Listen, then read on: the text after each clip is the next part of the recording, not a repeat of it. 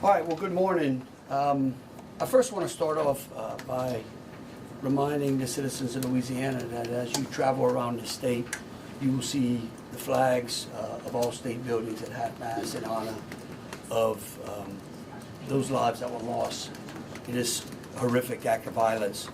I also think that it's important to remember that what happened yesterday was akin to those who are old enough to remember jigsaw puzzles.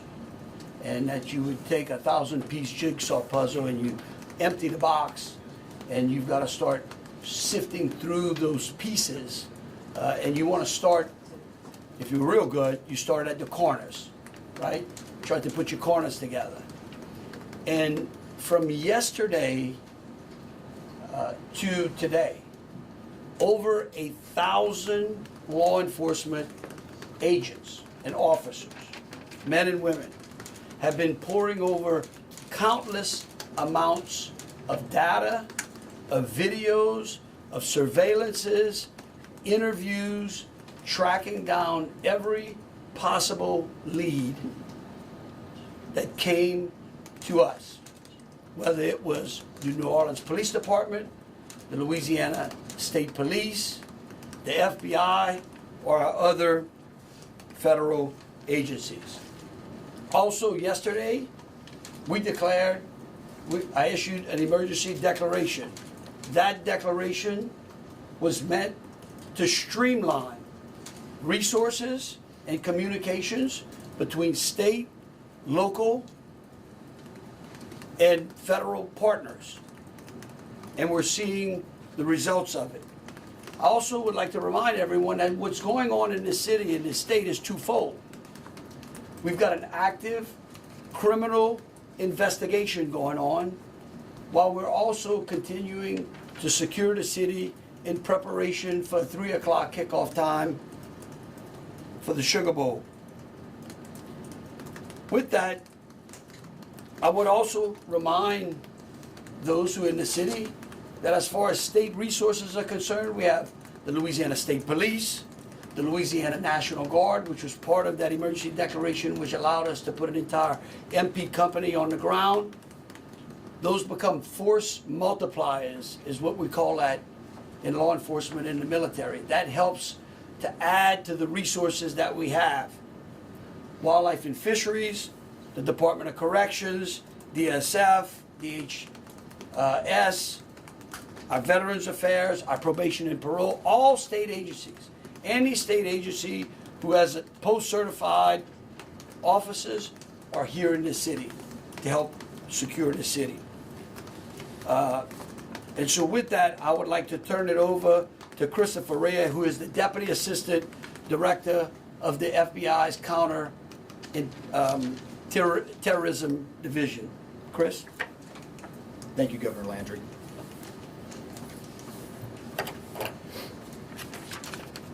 Good morning. I am FBI Deputy Assistant Director Christopher Rea. I'm from our Counterterrorism Division at headquarters. I'm also joined by Assistant Special Agent in Charge Alethea Duncan from our New Orleans office, who you heard from yesterday. I'm here to discuss not only the latest investigative information we have here in New Orleans, but I'll also let you know about other investigative activities outside of the state. I first, and most importantly, want to send our deepest condolences to the victims of this horrific attack and their loved ones. 14 innocent victims were killed in this senseless attack, and at least 35 are injured. We cannot ease the grief people in this community and across the nation are feeling at this time, but rest assured, we stand with you and in support of you. All the resources, and I'm going to go into that a little bit later, all the resources of the FBI are being focused on tracking down every piece of evidence, every lead, every interview, every potential lead we've got. While I won't be able to answer all your questions today, my goal is to be as forthcoming as possible with you on what we've uncovered so far. First and foremost, let me be very clear about this point. This was an act of terrorism. It was premeditated and an evil act. This was obviously a critical incident, and with that, lots of information and tips come pouring in from law enforcement, first responders, and the public. We have been aggressively running down these tips and information. As you all know, that takes time, and we will continue to do so until every lead has been followed through on. This investigation is only a little more than 24 hours old. So I ask you to keep in mind that as I go through some of the specifics later. But at this point, currently, and this is another fact I want to be clear on, we do not assess at this point that anyone else involved in this attack except for Shamsud-Din Jabbar, the subject you've already been briefed on. A little bit about what the FBI is doing. So we are surging people and assets to the area from across the region and across the nation. Special agents in multiple field offices across the country have been deployed and are assisting with potential aspects of this investigation and following up on every lead. Additional teams of special agents, professional staff, and victim specialists continue to arrive to provide more investigative power and assistance to the victims and their families. We've also forward deployed a number of our critical incident response group assets, including members of our hostage rescue team, special agent bomb technicians, and crisis management coordinators. In addition, we have deployed more evidence response technicians to continue to process the various scenes that we have. So far, we have received just over 400 tips from the public, and that information is being followed up on both here in New Orleans and across the country. Some of the tips are here in New Orleans, and there are other tips in other states across the country that we are following up on. The FBI team and our law enforcement partners here are also reviewing hundreds of hours of surveillance and other video from both the French Quarter and other locations. As for a timeline, at this point, investigators believe Jabbar picked up the rented F-150 in Houston, Texas on December 30th. He then drove from Houston to New Orleans on the evening of the 31st, and he posted several videos to an online platform proclaiming his support for ISIS. There were 5 videos posted on Jabbar's Facebook account, which are time-stamped beginning at 1:29 a.m. and the last at 3:02 a.m. In the first video, Jabbar explains he originally planned to harm his family and friends, but was concerned the news headlines would not focus on the, quote, war between the believers and the disbelievers, end quote. Additionally, he stated he had joined ISIS before this summer. He also provided a will and testament.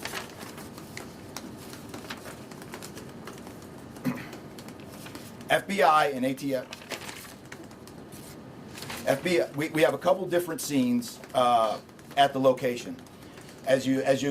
We have released the scene at Bourbon Street. That scene has been released. We also have a scene off of Mandeville address where we are currently searching that scene right now.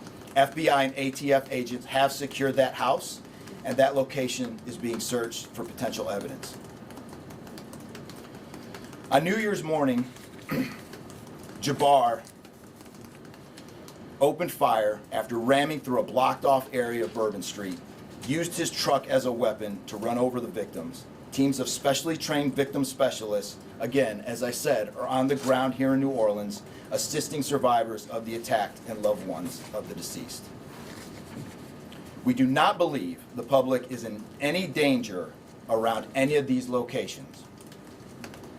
3 phones linked to Jabbar have been recovered, and digital media exploitation is a priority to see what is on the devices and determine if there are any other potential leads.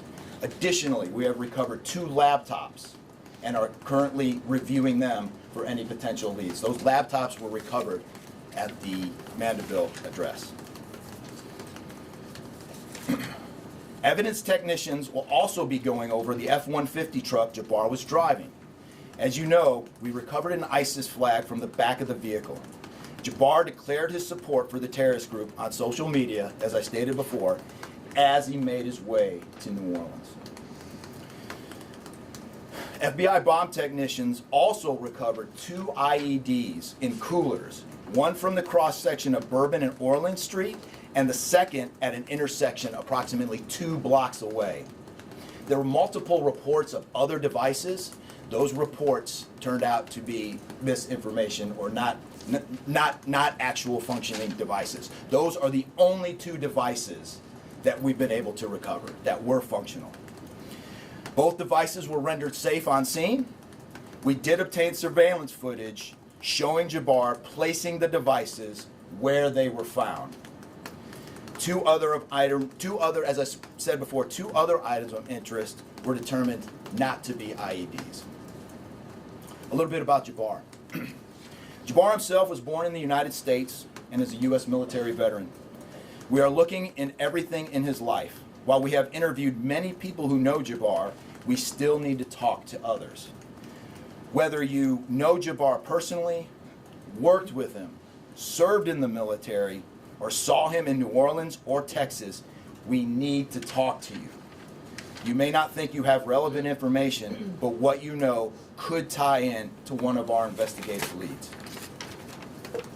Specifically, we want to talk to anyone who was in the French Quarter on New Year's Eve or early on New Year's Day. That includes people spotted near one of the 2 IEDs on Bourbon Street. The IED was inside a cooler, and many people stopped and looked at the cooler and then continued on their way.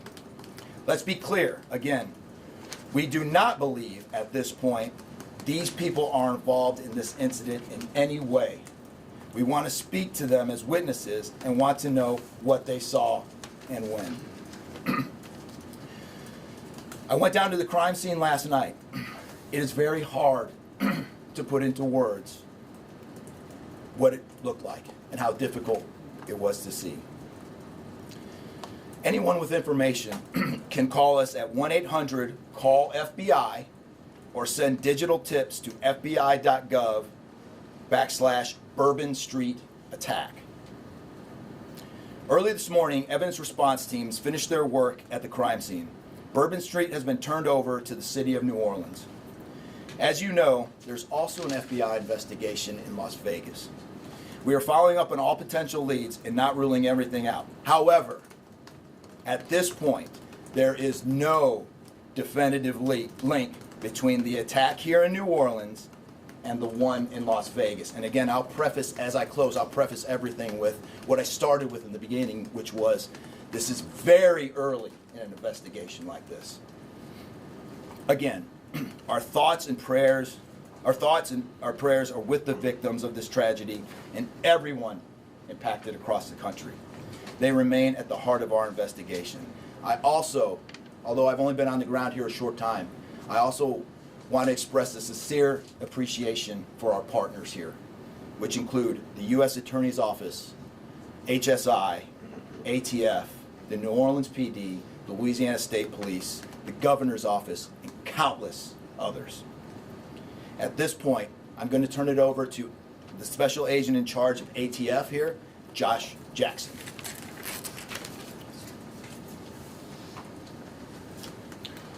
Hey, good afternoon. As stated, my name is Joshua Jackson. I am the Special Agent in charge for the ATF New Orleans Field Division. And ATF's primary mission is preventing, reducing, and solving violent crime throughout the United States and abroad.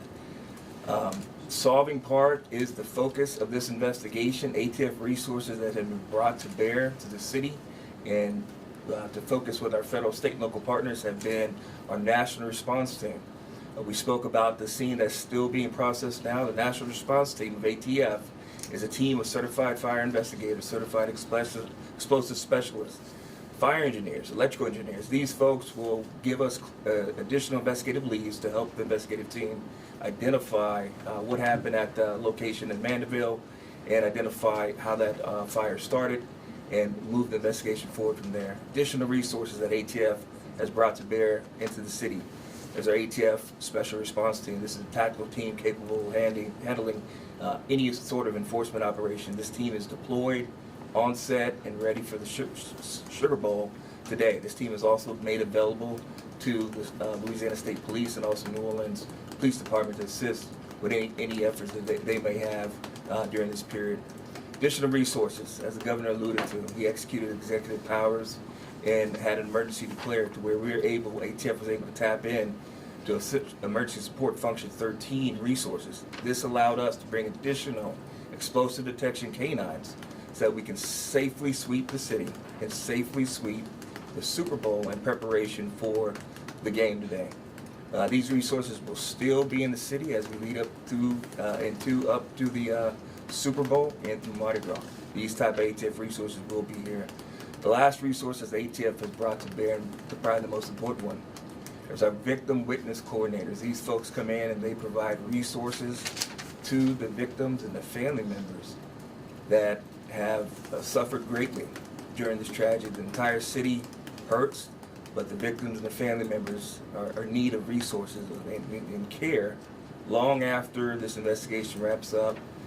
This time next year, to be hard for the families and friends who suffered during this event. So our victim witness coordinators are working with the FBI, the City of New Orleans coordinators to provide resources to these folks out here. And as we move forward, ATF will be committed. We will work with the investigative team moving this investigation forward, but also we'll be here to make sure the city is safe and prepared as we move into the Super Bowl. And with that, I'm going to turn it over to our mayor of this great city, New Orleans. Madam Mayor. Thank you so much. Thank you so much. Well, good morning once again.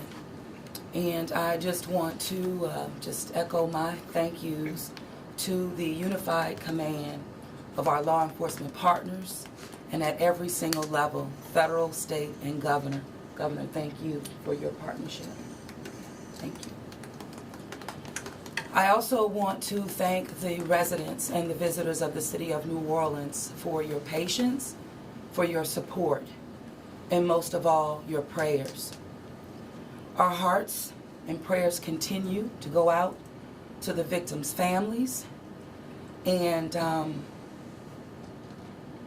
the city of New Orleans, we're resilient. And as I stated on yesterday, my focus in terms of a priority has been on our victims. As you heard, that yes, the FBI was able to clear Bourbon Street.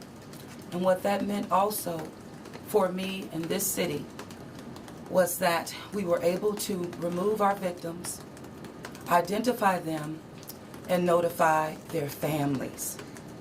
Real reverence. They mattered, the families matter, and matter to the city of New Orleans. In addition to that, I want to just thank again our federal partners in Washington, listening to my plea personally for the additional resources to allow for the scene to be cleared, and again, attending to our victims. I walked by each one, and I did the sign of cross in my own way, because reverence, again, is important. So while we have been able to have Bourbon Street returned back to the city of New Orleans, and the due diligence has been done, that then allowed me to give the go-ahead to begin the cleaning of Bourbon Street. That started happening in the morning about 2 a.m. It was completed before 8 a.m. this morning.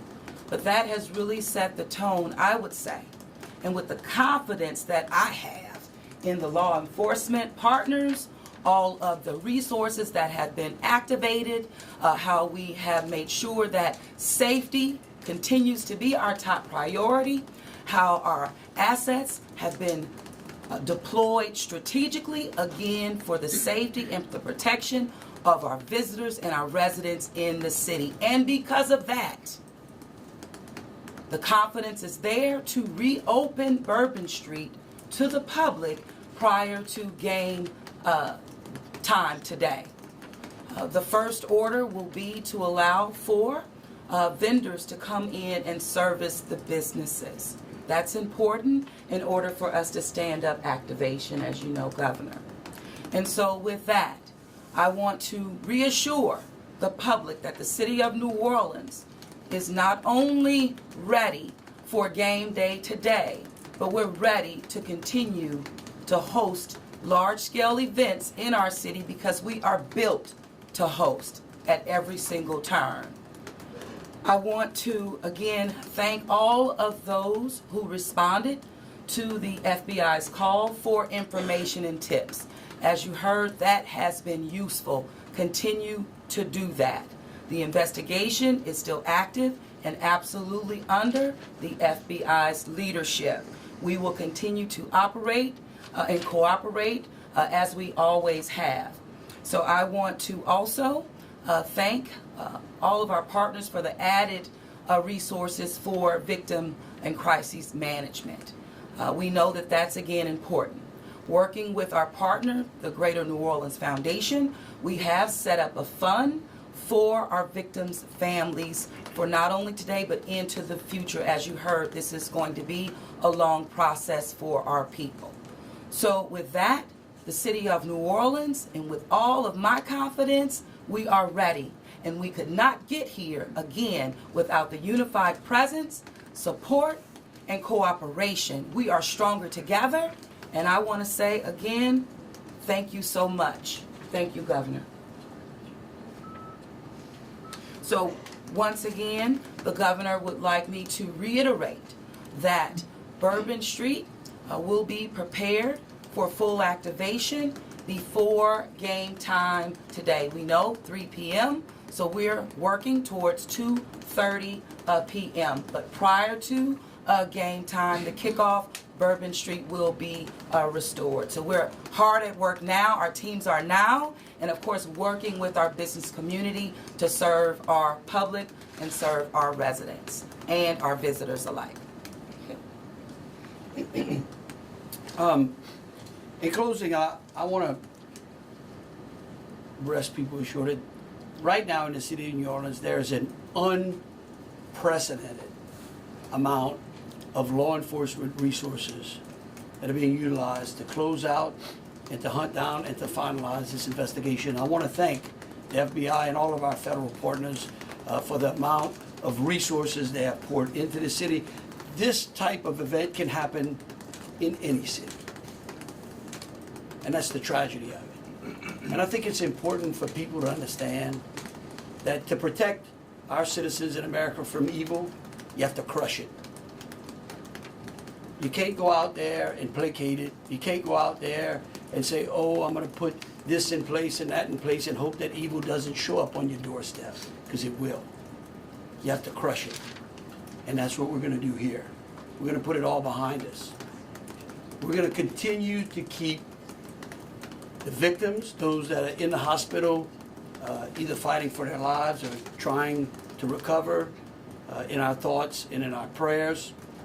But you know, this morning, and I don't want to single out just one news source, but I just happened to turn on Fox and Friends, and there was a young man who was interviewed, who was actually on Bourbon Street during this horrific act of terrorism. And they closed out by asking him, what now? And I think he summed it up. He said, look, we can't live in fear, because fear will paralyze us. He said, we come down to the city to enjoy ourselves and to entertain ourselves and to be with our friends and with our families, because that's who we are. Louisiana invented hospitality.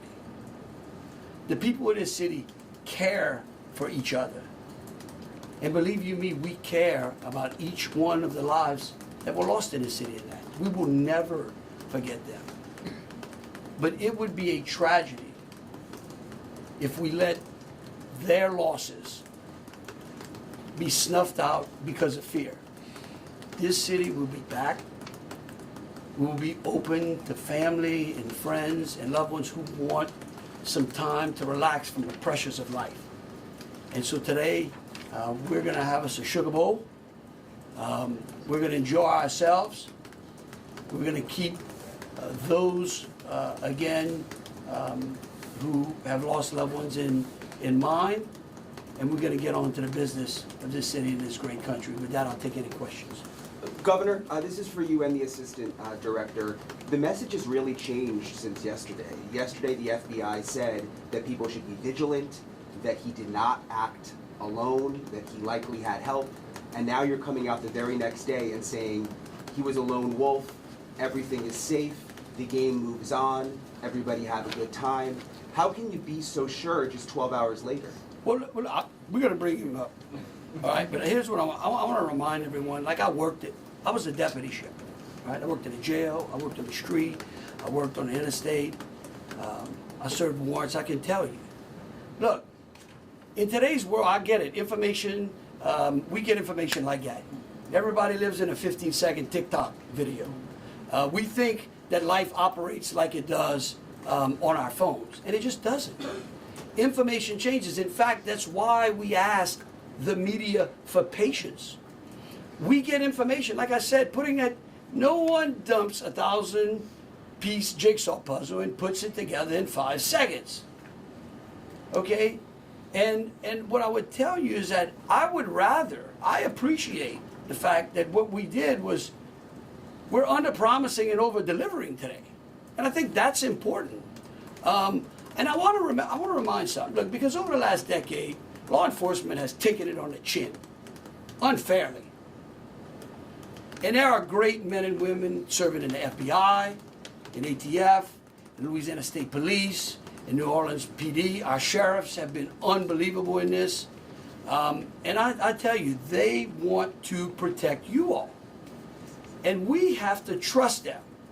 And sometimes the information we put out, we end up finding out that it may be incorrect. But guess what? What we're doing here is something that I think is important. It's called transparency. And look, something may change again. Here's what I do know, though. Right now, this is one of the safest places on earth. That doesn't mean that nothing can't happen. Thank you, Governor. And to echo exactly, I think the Governor put it eloquently, as could be said. In a lot of these instances, I also had the opportunity to deploy to Boss Bomb, and I will tell you this is almost carbon copy to Boss Bomb as far as the inaccurate reporting that comes up. And what the Governor said is we want to be transparent with the public. Years of the FBI not being transparent, we're being as transparent as we possibly can. And unfortunately, as we're being transparent, unfortunately for that, there is some information that we have to go back and recorrect. And in this particular incident, you heard the resources that we brought, that the other state and locals have brought. We've had 24 hours now to go through media, to go through phones, to interview people, to analyze those videos, analyze other databases. And after all of that, there's been hundreds and hundreds of leads done just in 24 hours. We're confident at this point that there is no accomplices. And I'll give you an idea of how that information sometimes, a lot of the early reports came out that there were extra people that were setting the coolers down, right? It turns out those were just patrons on the street that were looking inside the coolers, right? We didn't know that at first, so we had to kind of track all that down and put that to rest. So that's just an example, one of the pieces of information, but there were other pieces of information that after we got our feet under us a little bit and on the ground here, we were able to put together a much more accurate picture of the subject and his attention. Just Sir, one follow-up. was the suspect The wearing a updated suicide death vest? toll, we just wanted to double check that, Yes. so 14, not 15? Sorry, sir. 14, and then the shooter himself would be 15 total, to include the shooter. And to Was clarify, the terrorist wearing a the suicide vest? the That's my follow-up. IEDs, were the IEDs pipe bombs, and have you discovered a remote detonator anywhere? And when you said that you have surveillance footage of the suspect planting those IEDs, what time roughly were they planted? Yeah, those roughly a couple hours. I don't have the exact times in front of me. A couple hours prior to the attack. Before midnight, to after, attack. you know, if it was- Probably after midnight. After midnight. I want to say 1 or 2 in the morning, So but I he can't. left the area and came back. Correct. That's our assumption now. I mean, we still have a lot to work through. We're getting more surveillance video and everything else, but that's the assumption. Was he Were there wearing a sweeps being suicide done- vest? were there sweeps being done on Bourbon Street? Would there have been canines out on New Year's Eve? Would there have been bomb sweeps done Look, I as part think- of the regular I think- precautions? Let me just say this, and either Joe or Rob will correct me. Look, a bomb dog doesn't operate like a drug dog, right? On Bourbon Street, there's a lot of senses, right? A lot of smells. I don't think you can run a bomb dog down Bourbon Street with thousands of people there and be able to sniff out a bomb. What we've been doing, what they have been doing, it's certainly a complete sweep of the quarter because of the limited amount of traffic that's been out there. Let me just say this, I think this may help. It would be my hope that as some additional time goes through, maybe closer to maybe the beginning of next week, we will, if we've got it to what extent buttoned up as we could, I would work with the FBI and the city, and maybe we can come up with a timeline to be able to get you those information, kind of walk everyone through from day one through. I think it's extremely premature, and you're really putting us on some speculative grounds to ask some of those questions, because again, it's only been 24 hours. I mean, can you imagine how far we've come in 24 hours? Governor, can you just clarify if there was pipe bombs and a remote detonator? Was he wearing the Pipe pipe bombs bombs and a remote detonator? Well, we'll go one What at a is time. being done to make Bourbon Street safer tonight than it was New Year's Eve? Are temporary bollards being brought in to block off the street, and why weren't those used on New Year's Eve? Well, look, here's what I'm going to say. Every time some bad guy does something like this, there's what we call an after-action review. Because again, nothing is 100%. We have reinforced the area. We have deployed some additional types of assets. I personally think it's up to the city or other. I don't like to give specifics because I don't like to tell the enemy what we got. But I can tell you we're in better shape than we were before.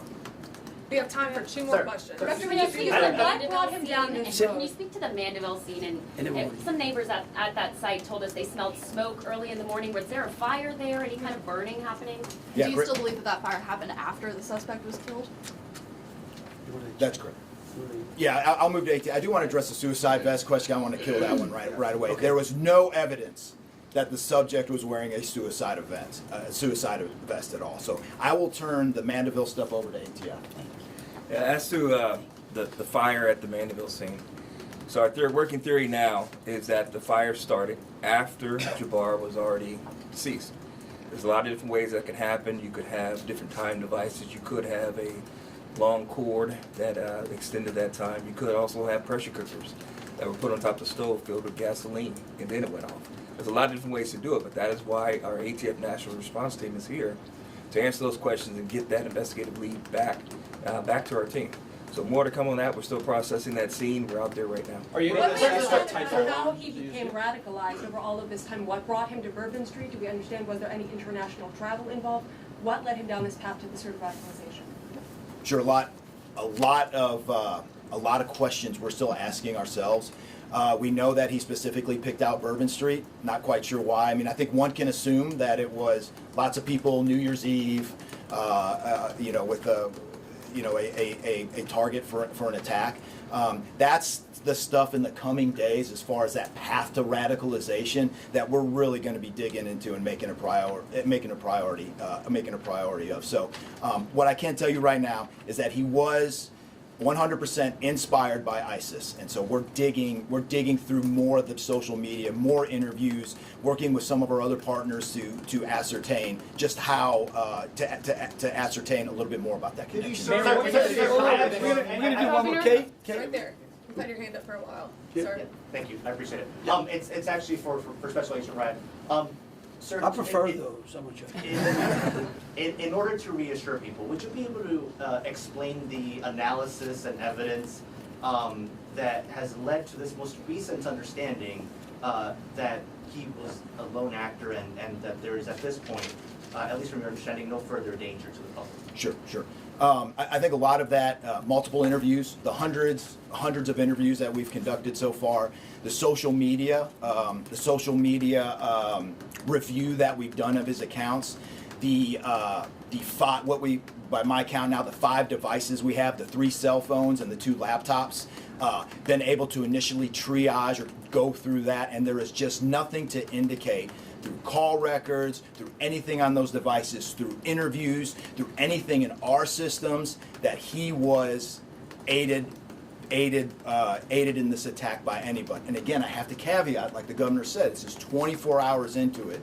And that could change, but right now, we've got a much better picture and much more confidence on what we were dealing with than we were just 24 Mayor, hours what ago. gives you the All right, look, confidence? thank you all so very much. Again, Mayor, what gives you the confidence to say to we're people going that to they try come to to your get city you all for as big much events? information as possible, so any additional information we put out through press releases. Thank you so very much. Moving forward, are we Mayor. going to be making Bourbon Street a pedestrian only, or are we going to be allowing cars to drive through?